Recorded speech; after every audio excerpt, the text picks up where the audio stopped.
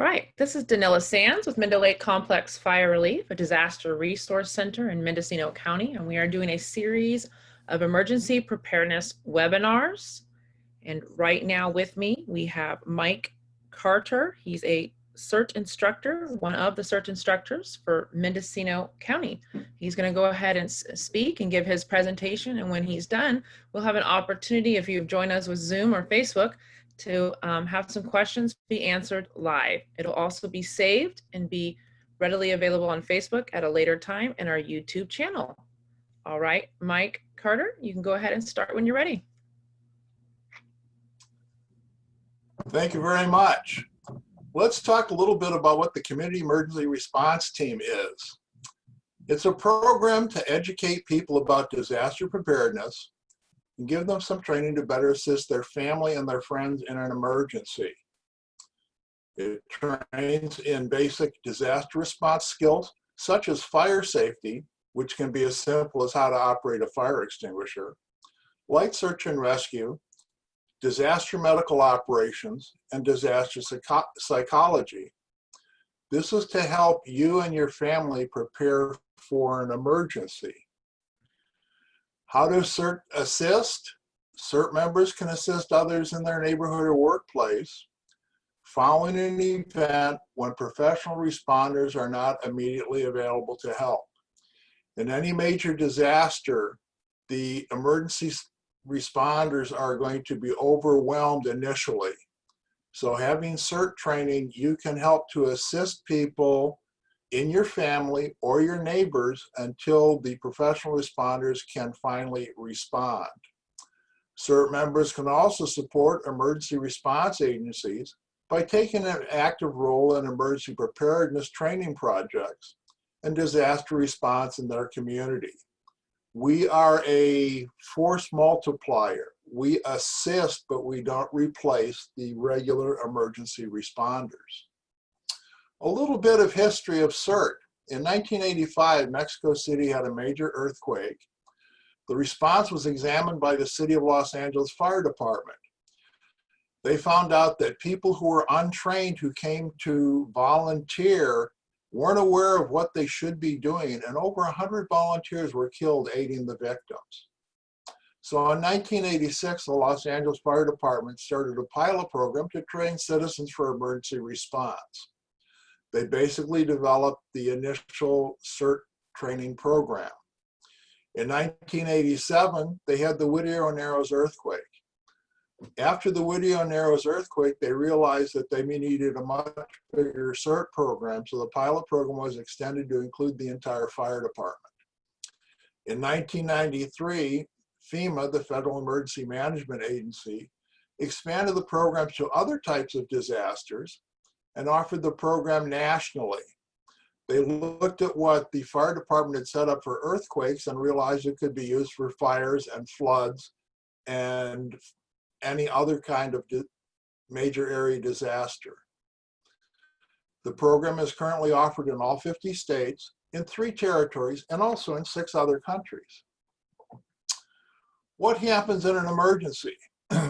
The emergency response in a disaster, the police address incidents of grave public safety. Firefighters suppress major fires. The emergency management service personnel handle life-threatening injuries. Lower priority needs are met in other ways. Some of the other ways are by using CERT personnel. The CERT personnel can go out and report what they observe to the emergency management personnel. And then they can also assist with some of the less life-threatening or less fires, less major fires. CERT can be a force multiplier, assisting but not replacing the professional services. So, what is a CERT member's responsibility? Your first responsibility is to yourself and your family's safety. Once you are sure that your family is okay and your neighbors are okay, then you can assist emergency response personnel when they request it. The CERT team members do not deploy unless they're requested, and this is for a CERT team member. We have some people who take the CERT training and they take it solely to use for personal and family safety. Other members end up joining local teams, and we have teams in Brook Trails, Fort Bragg, and Ukiah at this time. How do they respond after a disaster? The CERT members treat injuries, they extinguish small fires, locate and turn off utilities if it's safe. They can conduct light search and rescue to find survivors, and then they help survivors relieve their stress. We have 3 basic levels of CERT training. The first level receives the basic training for personal emergency readiness. The second level receives basic training and attends additional training when offered. And the third level receives the basic training and then joins an organized CERT team for additional training, exercise, and functions. What's the course curriculum? We have disaster preparedness for 2.5 hours, which helps you develop your own plan on how you will handle a disaster, including evacuations. We talk about fire safety for 2.5 hours, what you can do to prepare your home so that it's better prepared in the event of a fire. Disaster medical operations is 5.5 hours. We teach you things such as how to splint a broken arm. In the event that there's an emergency, there may only be one ambulance available, and you have a person who's having a heart attack and a person who has a broken arm. The ambulance is going to the person who has a heart attack because that's a life-threatening situation. But you will be able to figure out a way to splint the broken arm. We talk about light search and rescue, how you can go about looking for people who are survivors and then rescue them from the situation that they're in. We talk about disaster psychology for an hour. What you're going to see in a disaster are things that you probably hope that you will never see, but you're going to have to learn how to cope with them and how to assist people who are also victims of the disaster. There is a 2.5 hour discussion about CERT and terrorism. We talk for the CERT organization for 1 3/4 hours. That talks about and explains the development of the CERT teams that are assigned to the individual local communities. And then there's a final review and simulation that is 2.5 hours. What kind of additional training do we have for CERTs? You have advanced first aid. We have animal issues and disasters, the automated extended defibrillator training, community relations, CPR skills, debris removal, emergency communications, donations and distribution management, shelter management, special needs and concerns, traffic and crowd control, and we also talk about volunteer management. The basic personal protective equipment for CERT members is a helmet, a pair of goggles, N95 masks, gloves, both leather work gloves and non-latex gloves, and a backpack. We provide all of this equipment to people who become CERT team members. Additional equipment is provided as funding allows. You would have to have your own work boots. How are disaster service workers protected? If you become a CERT team member, you'll be certified as a county disaster service worker. The CERT team members are protected by the Good Samaritan laws, the Volunteer Protection Act of 1997, and as a state disaster service worker, you are covered by workmen's compensation laws in the event that you are injured. What kind of non-disaster roles do CERT members become involved in? You identify and aid neighbors and coworkers who might need assistance. And you'll notice it says mapping. What mapping is a system where either CERT team members or people who are trained in CERT go about their neighborhood discussing safety with their neighbors and also finding out where the water shutoff is, where the electric shutoff is, where the gas shutoff is. So in the event of an emergency, you don't have to spend time walking around the house trying to find all these locations. You'll have a map that shows where they are. We distribute emergency preparedness materials. We do things such as the Heroes of Health and Safety Day, the Willits Airport Day, and we set up a booth and we pass out emergency preparedness materials. We will also do safety demonstrations, such as demonstrate how to operate a fire extinguisher and have people actually use a fire extinguisher. We staff first aid booths at some special events. We also provide parade and event route management. We assist local law enforcement agencies with the parade and route control. The training program is presented free of charge. It's actually funded by the Federal Emergency Management Administration. All course materials are provided by the Office of Emergency Services.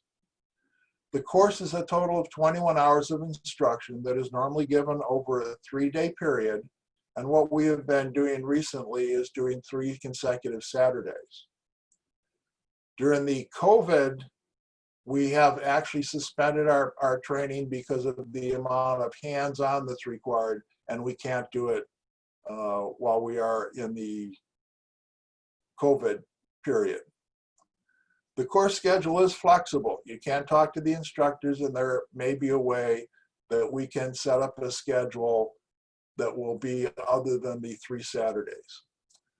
We need a local training facility for the presentation, and it has to be big enough that we can seat all the people there and have an open area where we can actually do some of the hands-on training. So, CERT members are trained to assist their family and their neighbors in emergencies. They can also help to prepare their neighbors for disasters. CERT team members can assist the local community emergency services by supplementing them and performing duties that support the emergency services. This can be free-trained personnel. This can free-train personnel to perform their functions. If you have a question about other things with CERT, you can find the Mendocino CERT website at www.mendocert.com. Thank you.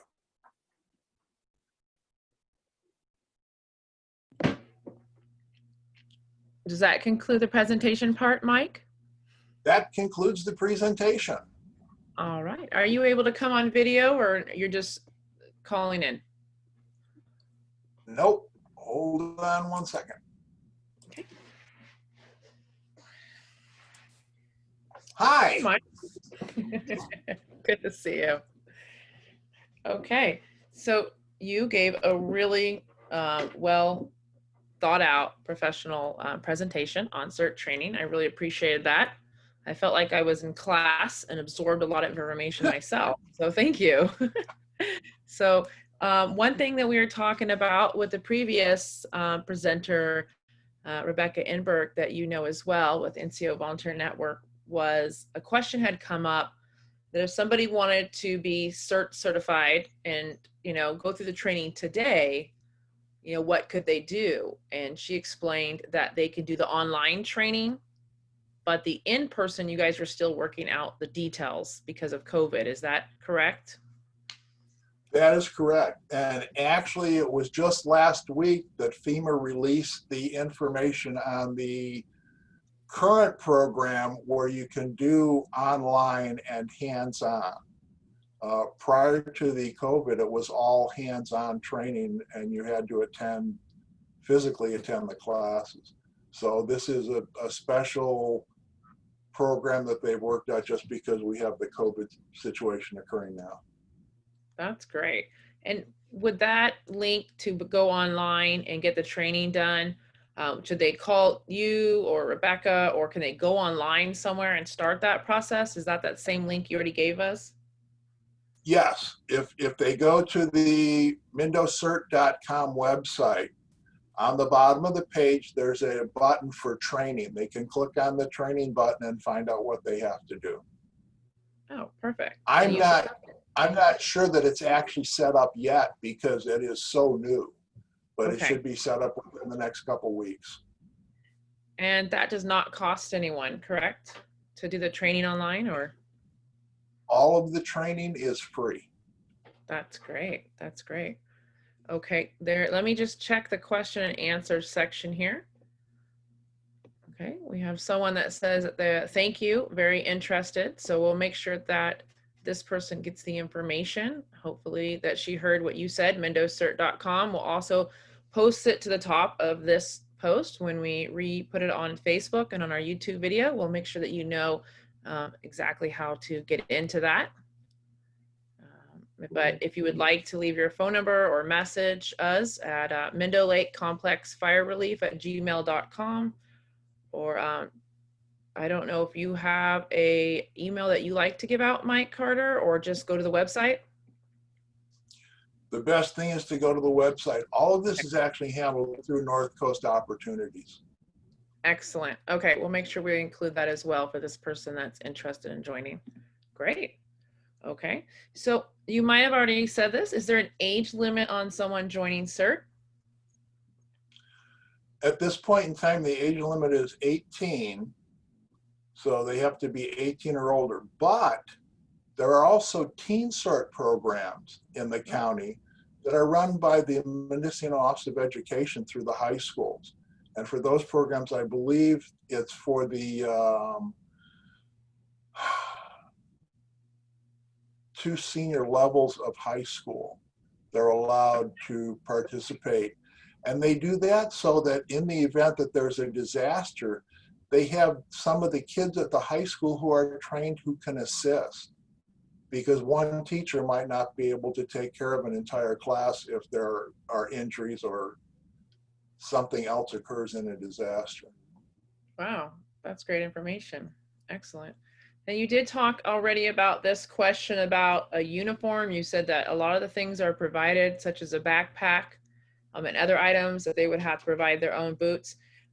For this question, can you restate like what the normal uniform might be for someone? What we do is we issue a backpack, and we also issue a vest that is a Class 2 ANSI standard green vest with the reflective stripes on it. It has CERT on the front and the back. And there's also a CERT baseball cap, which would be the uniform. They will also get goggles, face masks, and both leather and nitrile gloves. So that's the initial issue. We've also been issuing some pieces of equipment such as flashlights, pry bars, and other equipment as we can afford to purchase it. Wow, that's great. Okay, let me just check here. Is CERT in other counties? Is it something that is statewide, countywide? This is actually nationwide. Every county, every county in California gets some funding for CERT. They just began the program last year in Lake County, but the majority of the counties do have it in California. I can't speak for counties outside of California, but I know all states do have it. Wow, that's great. Is there a monthly meeting or retraining required? The only requirement we have to be on a CERT team is you have to do 20 hours of CERT service a year. The 3 teams that we do have normally have meetings monthly, and the meetings are normally about 2 hours. So if you do 12, well, normally they don't do one in December because it's Christmas time. But if you attend 11 meetings, that's 22 hours. So you've met the obligation. Wow. Okay, that's good. Okay, we have a couple more questions. Let's see.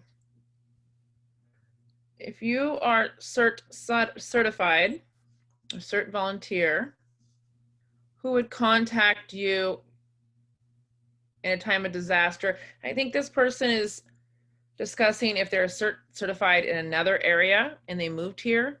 What is the protocol about someone in this area contacting them?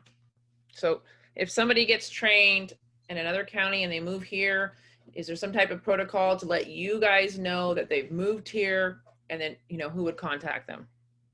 They can contact North Coast Opportunities, and North Coast Opportunities will require them to send them a copy of their CERT certificate. And once they get the CERT certificate, then they can become a member of a team here. Great. And then North Coast Opportunities, those are the people that would call out, to do the call out if there's an emergency or a disaster and they're needed? If there's a disaster, they'll be called up by the Office of Emergency Services, but the Office of Emergency Services will probably do that through North Coast Opportunities. Excellent. Thank you. Okay. If the online certification is not ready, does the website you provided or somewhere on YouTube provide videos that we could start watching today? Yes. You can go on to the Federal Emergency Management website and look at their training, and you can find hundreds of classes on there on emergency preparation. That's great. Good, good. Thank you. How many CERT volunteers do we have in Mendocino County? At this point, well, at this point in time, as far as team members, there's probably about 50 active team members. As far as CERT trained people, there are hundreds of CERT trained people. Oh, wow. That's great. Excellent. I think that is in on the questions. I don't see any more. Do you see any more? No? Okay. All right. Let me just double check on Zoom. The dog had a question, I guess.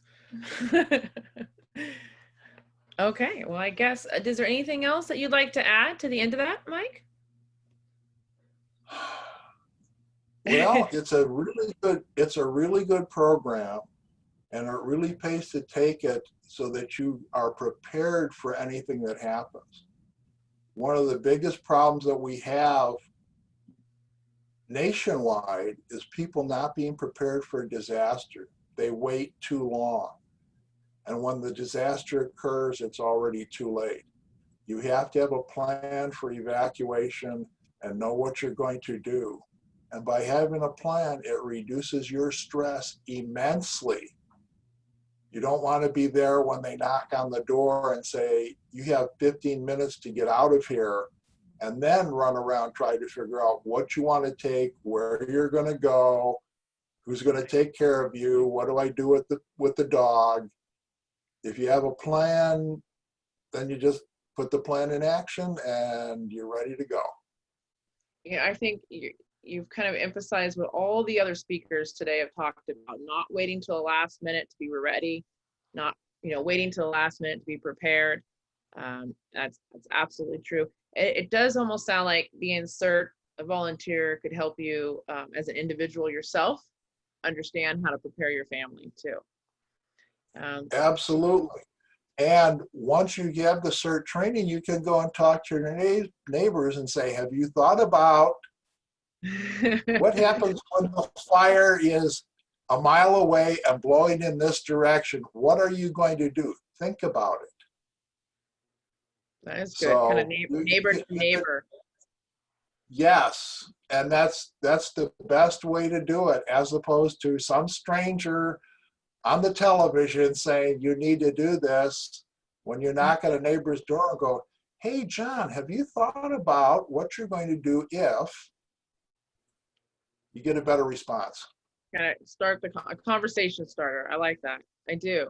Yeah. So somebody just asked, when will you talk about ham radio? So I have that information here. Mike Carter is going to come back on tomorrow at 2 o'clock. and he's going to discuss amateur radio in emergencies. Is that still going to be a good time for you, Mike? We're still on plan, That's right? a good time. That's a good time for me. I'll be here.